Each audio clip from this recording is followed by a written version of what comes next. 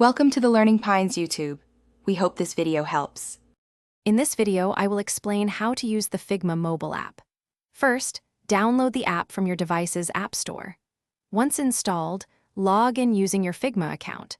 You'll immediately see your recent files and team projects, making it simple to pick up where you left off.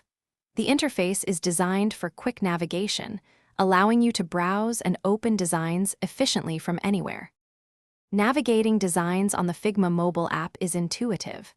Use a pinch gesture to zoom in and out, getting a closer look at details or an overview of your entire project.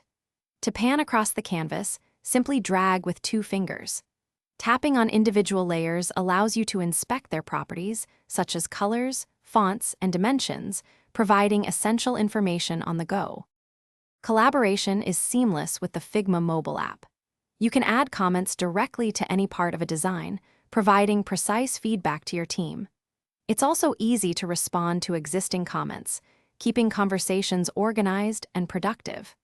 Sharing design links for review is just a few taps away, ensuring everyone stays updated and can contribute their thoughts efficiently. Beyond viewing, the app allows basic interactions. You can view prototypes to understand user flows and test interactions.